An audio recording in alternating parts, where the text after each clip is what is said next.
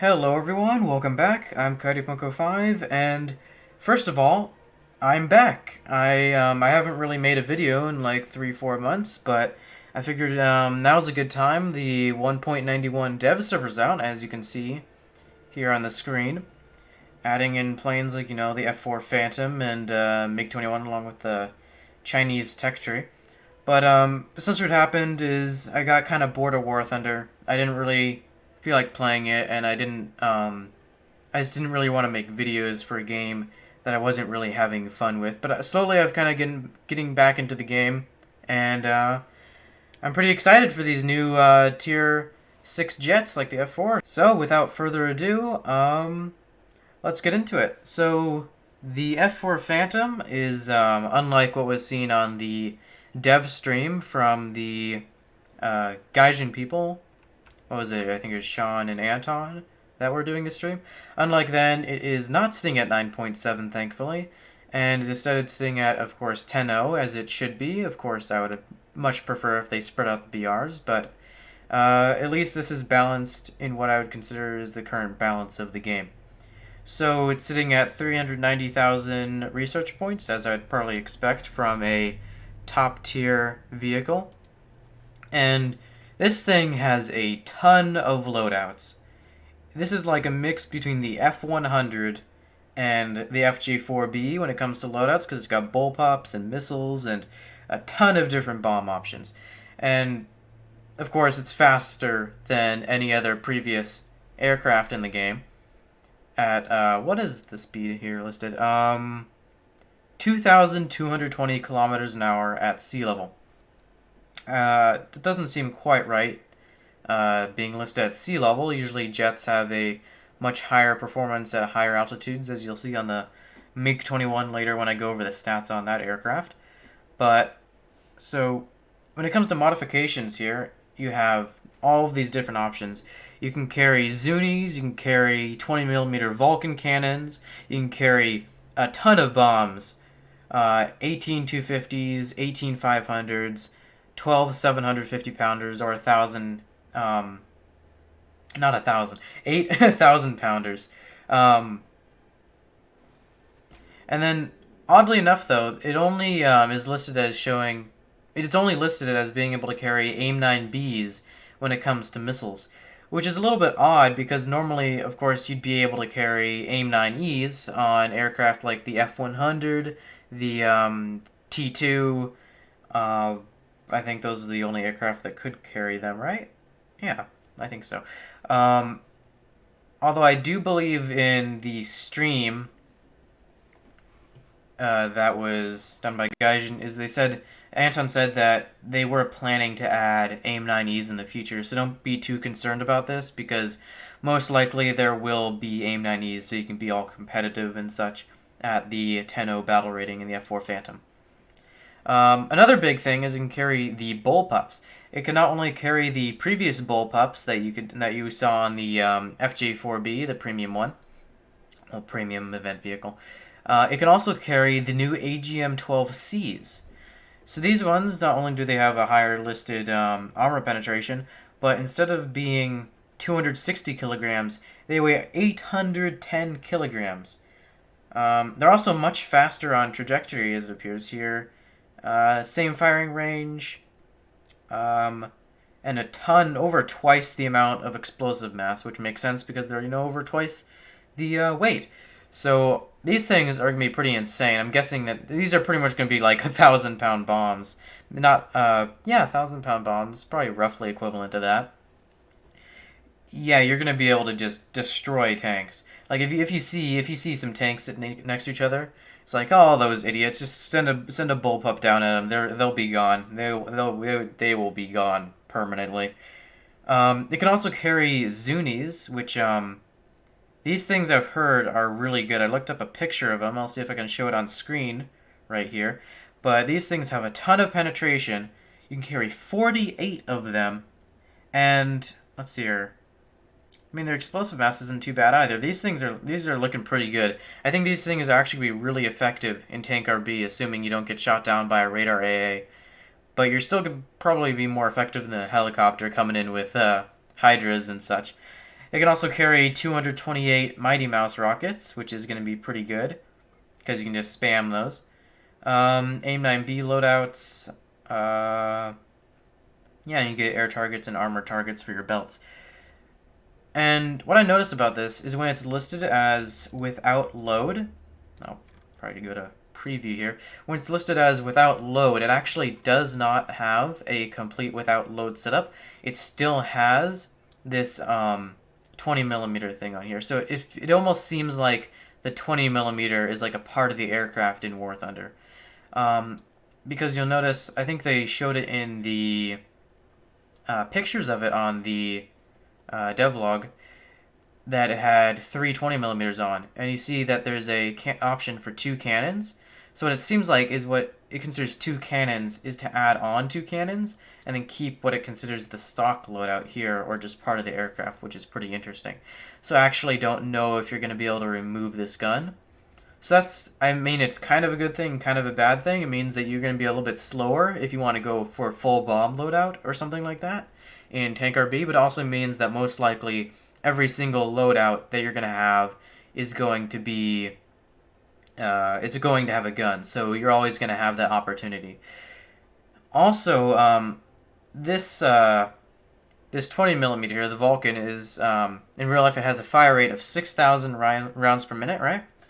And so if you load up 3 of these things, that means you're going to be firing at 18,000 rounds per minute. That is insane. So this thing is going to be the ultimate Burt machine. This is one step away from the A-10. You just need to combine all those guns into one. You got the A-10 right there. So I think without further ado, it's time to get into the test flight of this thing. Man, I'm excited for this thing. I've been waiting for this thing for ever since they got to Tier 6 jets. This is my idea of a Tier 6 jet. It's such a beautiful plane. Look at that. And also this thing is an insanely large aircraft. I saw there's this image on Reddit, the War Thunder Reddit page. I'll see if I can link it as well and make sure to credit him. It's a MiG-15 compared to this thing. And this thing is huge. Anyways, they've also reworked Radar, as you can see on the left there. You can see it actually works now. Before it wasn't working at all. It actually locks pretty quickly and reliably. It also has a lot bigger text lettering, and the box is a lot larger. Once we get closer, you'll be able to see how the targeting system is also a little bit changed. I find that it actually doesn't track very well at close ranges. It tracks much better at long ranges. I'll get into that a little bit more in a minute after I talk about the burners here. So yeah, they completely redid Afterburners as well, which is pretty insane, because now look at these things. This is so much better than the weak-looking Afterburners we had before. And the nice thing, even better, this is something I've been waiting for legitimately since 2016, 2017. Is look at that. When you go off a wep, the burner goes away. That's so amazing. That should have died. Literally unplayable. But yeah, look at that. This is a change I have been waiting for so long. The burners actually toggle on and off. Let me slow down for a minute here. Hit the air brakes. Yeah, air brakes. They're on the bottom of the wing. They're pretty cool. They actually slow it down fairly effectively. Of course, not nearly as effective as the Sabres were. Not the Super Sabre, just the normal Sabre. Anyway, so when you have these on the dry mode, you'll notice that, the fairings, or whatever you want to call them here, the nozzles, are pretty far extended here. But as soon as you hit the burner, they kind of come in. Of course, it's not finished yet. You can see on the right side of both of these, it's kind of broken here. But hopefully that'll be ironed out by the time that this thing is fully implemented in game, once the patch drops. And we'll have to deal with something like the Focke-Wulf 190C with the weird guns, or the Javelin when both the ailerons turned in the same direction when it was rolling. Let's see, so it lists its top speed as being 2247? I forget what it was exactly, but at sea level, which I found kind of weird. I want to see what I can actually get it up to at sea level. It already accelerates much faster than the Mitsubishi T2, which was the previous, fastest aircraft. It also has this little problem that we saw on the Tier 6 jets when they're first implemented, is when you do negative Gs, it happened there a second ago, it just completely loses fuel for a second there, which I guess makes sense. because it's moving insanely fast. It's actually quite a bit of negative G's. So, I mean, it's going to be able to more consistently have a higher top speed than the T2, but I wouldn't consider it to... It's going to be consistently going faster, but it's not going to have a much higher top speed at sea level. That's my kind of idea here. So the T2, it's not going to just completely destroy the T2, especially because most likely the T2 is either going to be fighting along one side, alongside one of these jets here, which is going to be pretty balancing, I think. Especially because the T2 is not just going to be fighting itself. So I want to see here, can I get it up to a faster speed at a higher altitude, like what you'd normally expect from a jet?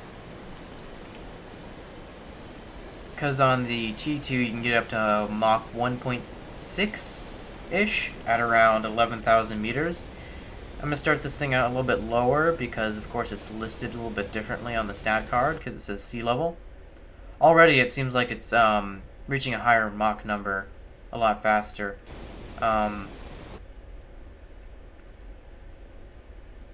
don't really want to sit around and wait for that Mach number to go up too much.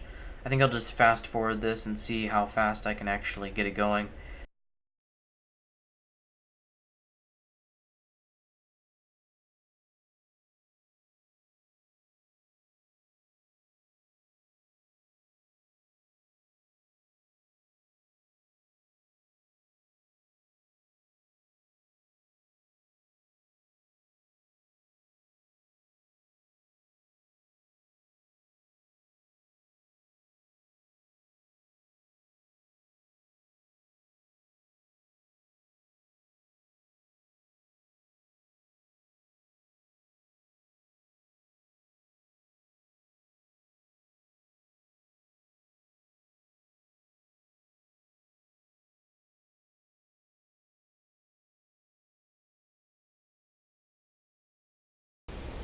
And there we have it, everyone. Mach 2 in War Thunder and the F-4 Phantom.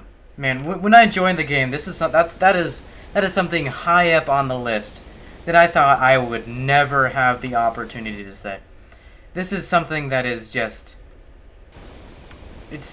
I don't know, this is insane. It's something that I thought would never be added, and we'd never reach the speeds of Mach 2.07 in War Thunder. That is absolutely insane. Of course, this thing is not realistically going to reach Mach 2 in your average game unless they add ginormous maps and, probably radar-guided missiles, which I think the new radar systems would be absolutely fantastic for. I'm just going to point that out there. It would be really cool to have new radar-guided missiles with a locking system like this. You could actually have some beyond visual range fights, which I think would be really fun if you implemented it properly. Besides that, though, this thing is still incredibly fast. You're going to be reaching much higher average speeds than the T2 will, just because of its much higher acceleration. Also, don't try to dogfight at this speed. Okay, so it looks like it rips at around 1458, which is about 100 kilometers an hour faster than the T2, maybe a little bit more. But, yeah, this is doomed now. Look at that. Crazy. It's like a rocket ship. Yeah, that's what American aircraft at this time were, just rocket ships with wings strapped to them. But I'm not complaining. This thing is freaking awesome. Anyways, I think that's about it for the F4 gameplay. I think I'm gonna make the other videos separate because I think this F4 video has taken plenty of time, and I want to kind of separate these videos so they'll be a little bit easier to find. Next, I'm probably going to touch on the new F-89, which I was not expecting. There's 2 variants here. And then probably look at some stat cards of some other things, some new vehicles, MiG-21s, insane shells on small guns, etc. The PSO. Anyway, I'll see you in the next video. I hope you enjoyed it. The fury will fade and the images too. A world without you, that's what I need to do. So pardon me while you fade, whoever you used to be. And now